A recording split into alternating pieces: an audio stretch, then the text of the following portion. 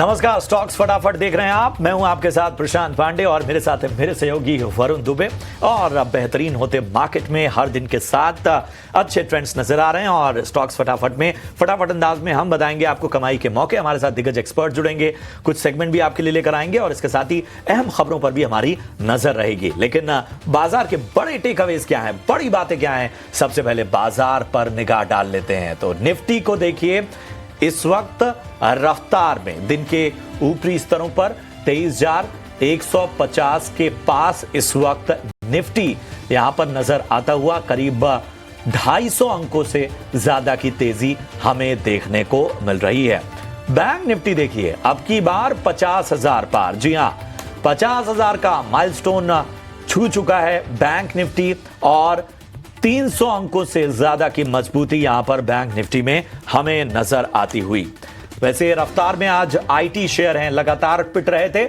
आज आईटी शेयरों में तेजी नजर आई है जैसे ही ग्लोबल सर्टेनिटी थोड़ी सी सेटल हुई है। HCL टेक और TCS में तेजी का आलम। ऑटो शेयरों में भी रफ्तार है। तमाम ग्लोबल फेसिंग कंपनियां जो हैं उन पर असर साफ तौर पर नजर आता है। ऑटो में देखिए, आयशर मोटर्स, बजाज ऑटो यहां पर बेहतर नजर आते हुए। इंडिगो की उड़ान भी काफी अच्छी है, 2% की तेजी यहां पर, रिकॉर्ड ऊंचाई पर इंडिगो का शेयर।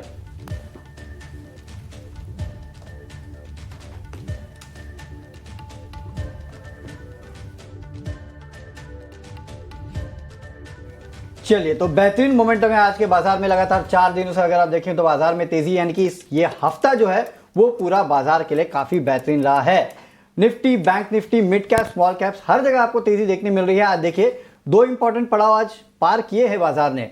नो डाउट निफ्टी 23,000 के ऊपर है, वो तो है ही। बैंक निफ्टी को देखिए 50,000 के ऊपर निकला है और small cap index bear market से बाहर आ चुका है। तो ये एक बहुत अच्छा संकेत है कि मिड कैप और स्मॉल कैप इंडेक्स जो है वहां पे खरीदारी देखने मिल रही है, क्योंकि लोगों का ज्यादा इंटरेस्ट तो वहीं रहता है। हालांकि मार्केट की रैली अगर आप देखेंगे तो वो भी काबिले तारीफ है। और आप एडवांस डिक्लाइन देखिए, करीब 1700 स्टॉक्स है जो कि एनएसई में एडवांसेस में है। डिक्लाइंस पे अगर आप देखेंगे तो करीब 740 स्टॉक्स है, यानी कि मोमेंटम जो है बाजार में वो काफी अच्छा दिखाई दे रहा है। लेकिन याद रखिएगा, अगर आप डेरिवेटिव डेटा देखेंगे तो आपको समझ में आएगा कि 23,500 जो है वो एक बहुत बड़ा हर्डल था कुछ समय पहले। तो लेट्स सी कि मार्केट वहां तक जाता है या फिर वहां जाके थमता है। तो टेक्निकल्स मार्केट के क्या कहते हैं, आगे किस तरह की चाल मार्केट की रह सकती है, ये सब जानने के लिए हमारे गेस्ट के पास चलते हैं। हमारे साथ कोटक सिक्योरिटीज के टेक्निकल रिसर्च के वाइस प्रेसिडेंट अमोल आठवले जी जुड़ चुके हैं। अमोल जी, गुड आफ्टरनून, बहुत बहुत स्वागत है सर आपका ईटी नाउ स्वदेश पे। बताइए सर, मार्केट रोज नए पड़ाव अब तो छूते जा रहा है, लगातार तेजी है। ये तेजी और कहां तक जाएगी? Support, resistance, Nifty, bank Nifty दोनों का बताइए सर। जी नमस्ते एंड गुड आफ्टरनून। काफी इंटरेस्टिंग रहा है ये वीक। अगर ये वीक में भी देखते हैं तो निफ्टी अराउंड 3.45% तक रैली किया है। ओवरऑल भी अगर सभी मिड कैप और स्मॉल कैप में भी एक्टिविटी काफी बड़ा है। मार्केट में higher bottom formation daily chart पे मेंटेन रखा है। अगर निफ्टी में देखेंगे तो 2 इंटरेस्टिंग चीजें हुई है। एक तो 20 डे सिंपल मूविंग एवरेज ये वीक में क्रॉस हो गया सक्सेसफुली और उसके बाद कंसिस्टेंटली मार्केट में अप ट्रेंड बना हुआ है। दूसरा, आज उसने 50 डे सिंपल मूविंग एवरेज भी सक्सेसफुली क्लियर किया। ऐसा लग रहा था कि 23,000 पे थोड़ा सा सेल ऑफ आएगा मार्केट में या प्रॉफिट बुकिंग बढ़ेगा, बट कंप्लीटली इग्नोर किया है और आज जो बुल का जो मोमेंटम है, पॉजिटिव मोमेंटम है, वो कंटिन्यू किया है। सपोर्ट और रेजिस्टेंस की बात करेंगे तो नेचुरली जो पहला सपोर्ट आएगा जो 23,000 के आसपास आएगा या 50 डे सिंपल मूविंग एवरेज है वहां पे इमीडिएट सपोर्ट आएगा। और उसके नीचे आई थिंक 22,900 ये एक इंपॉर्टेंट सपोर्ट जोन रहेगा। ये 2 support zone short term traders के लिए इंपॉर्टेंट लेवल्स रहेंगे। वेराज अगर हम रेजिस्टेंस की तरफ जाते हैं तो रेजिस्टेंस मुझे लगता है कि एक थोड़ा सा टेम्पररी ओवरबॉट कंडीशन बना है। इसके कारण एक इमीडिएट रेजिस्टेंस जोन आएगा जो आएगा 23,220 के आसपास आएगा और 23,300 ये एक इमीडिएट रेजिस्टेंस रहेंगे। शायद आने वाले दिनों में निफ्टी एक रेंज ओपन करता हुआ हम देख सकते हैं, जो एक ऊपर में है 23,300 और नीचे में 23,000 यहाँ तक मार्केट ट्रेड होता हुआ हम आने वाले दिनों में देख सकते हैं। बैंक निफ्टी इस बार कंट्रीब्यूट किया है, अच्छा खासा किया है और काफी पॉजिटिव मोमेंटम बैंक निफ्टी में मेंटेन किया है। मुझे लगता है थोड़ा सा ओवरबॉट जरूर है, बट कहीं भी वीकनेस के चांसेस या प्रॉफिट बुकिंग के चांसेस नहीं दिख रहे। बैंक निफ्टी में भी अगर हम ट्रेंड शॉर्ट टर्म के हिसाब से देखते हैं तो एक सीमित दायरे में चलने के चांसेस काफी ब्राइट लग रहे हैं। मुझे लगता है पोजिशनल या ट्रेंड फॉलोइंग ट्रेडर्स के लिए 19,700 19,500 सपोर्ट जोन्स रहेंगे, वेयर एज 50,000 और 50,300 ये एक रेजिस्टेंस लेवल का काम करेगा। ब्रॉडर टेक्सचर अच्छा है, I think bullish setup continue रहने के ही चांसेस चार्ट्स पे दिख रहे हैं। ठीक है, तो ये है राय आपको मिलती हुई निफ्टी और बैंक निफ्टी पर इस वक्त अमोल जी की तरफ से। चलिए अमोल जी, चूंकि वरुण साफ तौर पर जब बाजार इस तरह के माइलस्टोन नजर आ रहा है तो कमाई के मौके भी बनने चाहिए। और जिस सेक्टर पर मैं फोकस करना चाहता हूं वो एक तो सीधा कंज्यूमर से जुड़ा हुआ है और वो इस मौसम में बड़ा ट्रिगर करता है। आप समझ ही गए होंगे। मैं समझ गया। और आज ब्रोकरेजेस भी काफी बुलिश हैं, तो जरा वोल्टास लेकर आइए। वोल्टास की अगर हम बात करें तो उस पर नुवामा और मोतीलाल ओसवाल दोनों ब्रोकरेजेस की बुलिश रिपोर्ट सामने आई है। अब मोतीलाल ओसवाल की जो रिपोर्ट है वो उन्होंने बाई की रेटिंग बरकरार रखी है और 1710 रुपए प्रति शेयर का लक्ष्य यहां पर दिया है। इसमें फैक्टर्स गिना है कि इंडस्ट्री की दूसरी कंपनियों की तुलना में बेहतर, यानी जो उनके पेयर्स हैं उनके तुलना में ज्यादा बेहतर इस वक्त वोल्टास नजर आ रहा है। इसके अलावा नुवामा ने कहा है कि जो बिजनेस अपग्रेड के संकेत कॉन्फ्रेंस कॉल में कंपनी ने दिए वो बहुत बड़ा ट्रिगर है और इन्होंने 100 रुपए ऊपर का लक्ष्य दिया है मोतीलाल ओसवाल से। जी हां, 1710 मोतीलाल ओसवाल ने, नुवामा में 1810 रुपए प्रति शेयर का लक्ष्य दिया है और साफ तौर पर कहा है कि आरएसी सेगमेंट में 35% रेवेन्यू ग्रोथ का अनुमान जता रहे हैं। तो वोल्टास पे तो राय दीजिए अमोल। दोनों ब्रोकरेजेस काफी बुलिश हैं और ये मौसम भी ऐसा है कि इस तरह के शेयरों पर जो नजरिया है वो काफी बेहतर हो जाता है। इसके अलावा इस सेगमेंट में जो बाकी प्लेयर्स हैं वहां पर भी अगर कमाई के मौके बन रहे हैं तो बताइए। वोल्टास में अगर हम देखते हैं तो पहले तो एक शार्प करेक्शन के बाद स्टॉक ने काफी पहले से ही जो बुलिश मोमेंटम पकड़ के रखा था। 1200 के आसपास एक बॉटम बना था और उसके बाद कंसिस्टेंट स्टॉक में एक higher bottom formation daily charts पे मेंटेन रखा है। 20 डे सिंपल मूविंग एवरेज से काफी ऊपर चल रहा है, 50 डे सिंपल मूविंग एवरेज के भी ऊपर चल रहा है। बट ब्रॉडर अगर थोड़ा सा बड़ा रेंज देखते हैं तो अभी भी 200 डे सिंपल मूविंग एवरेज के नीचे स्टॉक ट्रेड हो रहा है। ये थोड़ा सा दिखा रहा है कि शायद ये जो आने वाले दिनों में एक थोड़ा सा एक साइडवेज मोमेंटम देखने को मिल सकता है, क्योंकि लार्जर टेक्सचर जो है वो अभी भी थोड़ा सा वीक जोन की तरफ है। बट शॉर्ट टर्म में हाउएवर ये अभी भी बुलिश सेटअप है और यही कंटिन्यू रहने के चांसेस फिलहाल तो चार्ट्स पे दिख के आ रहे। पोजिशनल ट्रेडर्स के लिए definitely 50 day simple moving average एक सैक्रोसैंट सपोर्ट लेवल का काम करेगा, जो अराउंड आता है 1400 और 1425 के आसपास। थोड़ा सा डीप है बट सेफ है अगर मैं पोजिशनल पॉइंट ऑफ व्यू से देखता हूँ। ऑन द हायर साइड ये अगर बुलिश सेटअप या बुलिश फॉर्मेशन जिसको बोल रहे हैं ये कंटिन्यू रहा तो स्टॉक कहीं ना कहीं 1550 और 1600 वहीं पे 200 डे सिंपल मूविंग एवरेज है वहां तक जाने का कोशिश करेगा। बट थोड़ा सा रेंज बाउंड एक और दिन या एक 2-3 दिन का कंसोलिडेशन देखने को मिल सकता है। But positional point of view से बाइंग व्यू के साथ जरूर देखा जा सकता है। ये राय आती हुई वोल्टास पे। नहीं, चलिए अब वक्त हो चुका है अमोल जी से उनकी पिक्स जानने का। अमोल जी बताइए, चलिए ट्रेड का चौका का वक्त हो चुका है।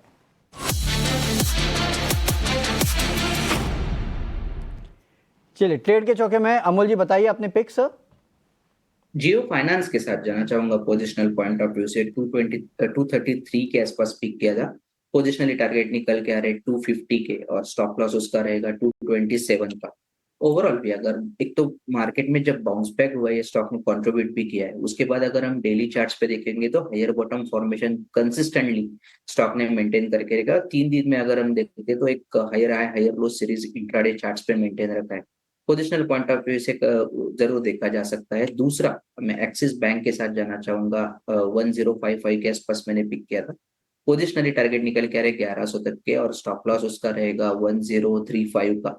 अगर हम देखेंगे ओवरऑल बैंक निफ्टी और प्राइवेट बैंक्स दोनों में एक प्रॉमिसिंग अप ट्रेंड आया। एक्सिस बैंक थोड़ा सा पीछे रहा है, इतना कंट्रीब्यूट किया नहीं है जितना आईसीआईसीआई बैंक ने किया था। बट अगर मैं पोजिशनल पॉइंट ऑफ व्यू से देखता हूँ तो हायर बॉटम फॉर्मेशन स्टॉक ने कंसिस्टेंटली मेंटेन रखा है। दूसरा एक रेंज ब्रेकआउट फॉर्मेशन भी है, जो 1050 1040 का एक रेजिस्टेंस जोन बना हुआ था उसको कहीं ना कहीं स्टॉक ने सक्सेसफुली क्लियर किया है। मुझे लगता है बुलिश मोमेंटम और बढ़ेगा अगर ये जो फॉर्मेशन कंटिन्यू रहा तो आने वाले दिन में पोजिशनल पॉइंट ऑफ व्यू से एक्सिस बैंक में एक बुलिश मोमेंटम बढ़ते हुए हम देख सकते हैं। एक्सिस बैंक और जियो फाइनेंस दोनों बैंक्स और एनबीएफसी स्पेस से कंपनियां जो है वो यहाँ पे अमोल जी को पसंद आ रही है। टारगेट्स आप अपने सामने देख सकते हैं। ये बढ़ते हैं आगे और कुछ बाजार के अहम ट्रेंड्स को समझने की कोशिश करते हैं। मेरे सहयोगी अभिषेक सत्यव्रता मेरे साथ जुड़ चुके हैं और वो आपको डिफेंस शेयरों में जो दम नजर आ रहा है उसकी तेजी की तमाम पहलुओं को आपके सामने रखेंगे। अभिषेक, का डिफेंस शेयरों को लेकर हमने लास्ट ईयर बजट से ही देखा कि किस तरह से एक वक्त पे जबरदस्त वैल्यूएशन पे पहुंचे और वहां से लगातार करेक्शन था। हमें बताइए कि पिछले एक महीने में जो ये जबरदस्त तेजी देखने को मिल रही है, इसके फैक्टर्स क्या क्या हैं? प्रशांत, देखिए, जुलाई 2024 से लेकर फरवरी 2025 तक डिफेंस शेयरों में करेक्शन का दौर था। ये करेक्शन क्यों आया था? क्योंकि उसके पहले अगर आप देखेंगे तो 6 महीने में, साल भर में डिफेंस वाले जो शेयर थे वो प्रतिशत में नहीं गुने में बढ़े थे। 3 गुना, 4 गुना, 5 गुना हमने होते हुए डिफेंस शेयरों को देखा था। तो वैल्यूएशन करेक्शन वो होना भी था, वो लाजमी भी है, वो जरूरी भी था, क्योंकि फ्रॉड काफी ज्यादा था। अब वो छटते हुए धीरे धीरे नजर आ रहा है। पिछले अगर हम एक महीने की चाल की बात करें तो गार्डन रीच शिपबिल्डर हो गया, भारत डायनेमिक्स हो गया, इस तरह के जो शेयर हैं 18 से 28% के आसपास तक की तेजी दिखा चुके हैं। और अगर हम BEL हो गया, पारस डिफेंस हो गया, HAL, ये कुछ शेयर हैं जहां पर हमने 10 से 13% के आसपास तक की तेजी देखी है। तो फिर से ऐसा लग रहा है कि तेजी की शुरुआत हो गई है। ये तेजी क्यों आ रही है? क्योंकि कहीं ना कहीं वैल्यूएशन थोड़े से वाजिब स्तर पर आ गए हैं। लगातार पिटाई के बाद शेयरों में हमने देखा था कि 30 से 60% के आसपास तक की भारी भरकम गिरावट आई थी पिछले 7 से 8 महीने के दौरान, और अब उनमें बाइंग आ रही है। यही नहीं, कुछ कुछ जो आंकड़े आ रहे हैं भारत के डिफेंस एक्सपोर्ट को लेकर या फिर बाकी देशों के डिफेंस के बजट को लेकर, वो भी हम देख रहे हैं कि डिफेंस सेक्टर के लिए संजीवनी का काम करते हुए दिखाई दे रहे हैं। भारत के डिफेंस एक्सपोर्ट को लेकर जो लेटेस्ट आंकड़े आए हैं उसमें हमने देखा है कि 21,000 करोड़ रुपए पर पहुंच गया है, और जो उछाल है वो है 32.5% का। तो एक हेल्दी ग्रोथ हम देख रहे हैं डिफेंस के एक्सपोर्ट में। आपको बता दें कि भारत 100 से ज्यादा देशों को डिफेंस के इक्विपमेंट को एक्सपोर्ट करता है। यही नहीं, हाल फिलहाल एक खबर जर्मनी से आई थी कि जर्मनी की सरकार ने डिफेंस के लिए जो एलोकेशन है उसको बढ़ाने का फैसला किया है, और एक स्पेशल आर्थिक पैकेज को मंजूरी दी है डिफेंस सेक्टर को लेकर। यही नहीं, बजट में जो डिफेंस का एलोकेशन था उसमें करीब हमने 13% के आसपास का उछाल देखा, और जो एलोकेशन आया वो आया 6 लाख करोड़ रुपए का। साथ ही साथ सरकार का लगातार जोर है कि डिफेंस पर जो पैसे खर्च हो रहे हैं, यानी कि अगर हम एक्सपोर्ट जो इंपोर्ट कर रहे हैं उस एक्सपोर्ट को कम किया जाए, और सरकार मेक इन इंडिया, आत्मनिर्भर भारत पर लगातार जोर दे रही है। हम डिफेंस कंपनी से अगर ऑर्डर बुक की बात करें तो काफी अच्छी हेल्दी ऑर्डर बुक दिखाई दे रही है। HAL का ऑर्डर बुक करीब 94,000 करोड़ रुपए के आसपास का है। ये लेटेस्ट आंकड़े हैं। मझगांव डॉक का करीब 36,000 करोड़ का, गार्डन रीच कोचिन शिपयार्ड के 22 से 25,000 करोड़ रुपए की ऑर्डर बुक है। भारत डायनेमिक्स की करीब 20,000 करोड़ रुपए की ऑर्डर बुक्स हैं। अगर हम एक्सपोर्ट की बात करें कि भारतीय कंपनीज क्या क्या एक्सपोर्ट कर रही हैं, तो आर्टिलरी गन हम एक्सपोर्ट करते हैं, मिसाइल एक्सपोर्ट करते हैं, रडार सिस्टम भारतीय कंपनीज एक्सपोर्ट करती हैं। इसके अलावा आर्मर्ड व्हीकल हो गया, रॉकेट लॉन्चर हो गया, और साथ साथ बुलेट प्रूफ जैकेट भी भारतीय कंपनीज एक्सपोर्ट कर रही हैं। मेजर जो एक्सपोर्टिंग डेस्टिनेशन भारत के हैं, कहां कहां एक्सपोर्ट हो रहा है, उसमें अमेरिका पहले नंबर पर है। इसके अलावा फ्रांस को और आर्मीनिया को, इन 3 देशों को भारत एक्सपोर्ट कर रहा है। तो एक रनअप की शुरुआत तो हो गई है। अभी भी अपने रिकॉर्ड हाई से या 52 वीक हाई से डिफेंस वाले जो शेयर हैं काफी ज्यादा नीचे हैं, लेकिन यह भी ध्यान रखना चाहिए कि रफ्तार एक महीने की काफी तेज रही है। तो सोच के समझ के एक्सपोर्ट से व्यू लेके ही आपको अगर नई खरीदारी करनी है तो बहुत संभल के यहां से करनी चाहिए। तो ये है पूरी पिक्चर कह सकते हैं डिफेंस की, और जिसकी वजह से आज डिफेंस शेयर भी फोकस में है। शुक्रिया करेंगे अभिषेक आपका। और डिफेंस क्षेत्र पर एक एक्सक्लूसिव खबर के साथ मेरे सहयोगी प्रकाश प्रियदर्शी भी इस वक्त जुड़े हुए हैं। भारत सरकार ने डिफेंस सेक्टर के लिए बड़ा बूस्टर दिया है, और क्या है पूरी खबर, प्रकाश उसके साथ जुड़ चुके हैं। प्रकाश, बताएं। ये डोमेस्टिक डिफेंस सेक्टर के लिए काफ़ी पॉजिटिव डेवलपमेंट है। जो जानकारी हमें मिल रही है उसके हिसाब से the cabinet committee on security ने एक प्रपोजल को मंजूरी दी है, जिसके हिसाब से इंडियन आर्मी के लिए एडवांस डिफेंस इक्विपमेंट प्रोक्योर किए जाएंगे।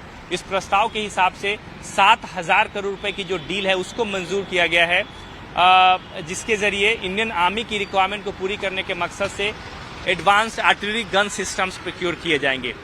प्रस्ताव के हिसाब से भारत फोर्ज और टाटा एडवांस सिस्टम्स जैसी जो कंपनियां हैं वो एडवांस आर्टिलरी गन सिस्टम्स की मैन्युफैक्चरिंग करेंगी, जिसमें 60% मैन्युफैक्चरिंग भारत फौज को करना है और remaining 40% manufacturing Tata advance systems को करना है। तो काफी इंपॉर्टेंट डेवलपमेंट है, खासकर इस बात को ध्यान में रखते हुए कि सरकार डिफेंस इक्विपमेंट मैन्युफैक्चरिंग के मामले में आत्मनिर्भर बनना चाहती है। कई तरह के इंपॉर्टेंट स्टेप्स लिए गए हैं और उसका असर भी दिख रहा है, क्योंकि ओवरऑल जो डिफेंस इक्विपमेंट मैन्युफैक्चरिंग है वो 1.5 लाख करोड़ रुपए के आंकड़े को पार कर गया है। तो काफी इंपॉर्टेंट डेवलपमेंट है और साथ ही साथ इंडियन आर्मी की रिक्वायरमेंट को ध्यान में रखते हुए सूत्र हमें बता रहे हैं कि इस तरह के और प्रस्ताव आने वाले दिनों में सरकार मंजूर कर सकती है। इसका मतलब ये है कि जो domestic defence manufacturer equipment manufacturers हैं उनके लिए आने वाले दिनों में जो संभावनाओं के द्वार हैं वो खुलेंगे, उनके लिए काफ़ी अपॉर्चुनिटीज़ होंगी। ये काफ़ी पॉजिटिव डेवलपमेंट है उनके पर्सपेक्टिव के हिसाब से देखें। शुक्रिया करेंगे प्रकाश इस एक्सक्लूसिव खबर के लिए। तमाम जानकारियां जो पूरी तरह से इस पूरे सेक्टर को सपोर्ट करती हुई और इस वजह से रफ्तार भी देखने को मिल रही है। इस पर हम आगे बढ़ते हैं और डिफेंस शेयर्स पे एक राय ले लेते हैं। अमोल जी, क्विकली बताइए सर, डिफेंस शेयर्स में आपको कौन से स्टॉक्स पसंद है? आई थिंक मजगांव डॉक और कोचिन शिपयार्ड के जो मोमेंटम्स थे वो पुराने वाले मोमेंटम्स लग रहे थे कि 10% 20% तक के रैली हो रहे थे। स्टॉक काफी चल चुके हैं, तो रिस्क टू रिवॉर्ड के हिसाब से शायद थोड़ा वेट करना बेटर रहेगा। बट अगर मुझे कुछ पिक करना है तो आई थिंक ये सब में HAL का फॉर्मेशन काफी प्रॉमिसिंग है। अभी भी उसमें पोटेंशियल है, जिस तरीके का मोमेंटम है मुझे लगता है 3600 सपोर्ट रहेगा। उसके अगर रहता है तो ये स्टॉक कहीं ना कहीं 4000 तक जाने के पोजिशनल पॉइंट ऑफ व्यू से चांसेस काफी ब्राइट लग रहे हैं। ये है डिफेंस के टॉपिक नजर आते हुए अमोल के। चलिए बढ़ते हैं आगे और अब VIP शेयर बताने के लिए हमारे साथ SBI कैपिटल सिक्योरिटीज के सनी अग्रवाल जुड़ चुके हैं। सनी, बहुत बहुत स्वागत। बताइए आपकी VIP पिक आज के लिए। गुड आफ्टरनून एवरीवन, और शो में इनवाइट करने के लिए बहुत बहुत धन्यवाद। आज VIP शेयर के तौर पे हम आदित्य बिरला कैपिटल को चूज करना चाहेंगे। बेसिकली आदित्य बिरला ग्रुप की फाइनेंशियल सर्विसेज आर्म है जो predominantly NBFC, housing finance, asset management companies, life insurance business, health insurance business को होल्ड करती हैं। अगर हम इनके जो मेन बिजनेसेस है, जैसे लेंडिंग बिजनेस जिसे हम कहते हैं, NBFC और हाउसिंग फाइनेंस बिजनेस, दोनों ही बिजनेस में हमारा ये अनुमान है कि आने वाले 2 से 3 सालों में 25% प्लस फिगर ग्रोथ की हम उम्मीद करते हैं लोन बुक साइज की। एट द सेम टाइम अगर फिर रेट कट आता है RBI की ओर से in the month of April, तो जो कॉस्ट ऑफ फंड है उसमें कहीं ना कहीं हम कमी आते हुए देखेंगे, जो कि प्रॉफिटेबिलिटी के लिए अच्छे पॉजिटिव रहेगा। और बाकी के जो बिजनेसेस है AMC और लाइफ इंश्योरेंस बिजनेस, वहाँ भी हमें लगता है कि एक डिसेंट ग्रोथ आने वाले समय में हमें दिखेगी। तो सिंस ये मल्टीपल बिजनेसेस में काम करती है, हमें लगता है कि सम ऑफ द पार्ट्स के जरिए अगर हम इसकी वैल्यूएशन निकालेंगे तो इसकी जो फेयर वैल्यू है 250 से ज्यादा की आती है। तो लॉन्ग टर्म के ब्याज से पोर्टफोलियो में ऐड किया जा सकता है, keeping in mind target of 250 and investment और करना। शुक्रिया करेंगे सनी आपका इस अहम पिक के लिए। तो यहाँ पर आपको साफ तौर पर सनी की पिक सामने आती हुई आदित्य बिरला कैपिटल। लक्ष्य स्टॉप लॉस का विशेष रूप से ध्यान रखिए। अवधि जो है वो लंबी अवधि की है, तो यहाँ पर आपको लंबे समय के लिए बने रहना है। चलिए इस सब के बीच में फिलहाल शो में मुझे और मेरे सहयोगी वरुण को आप इजाजत दे सकते हैं।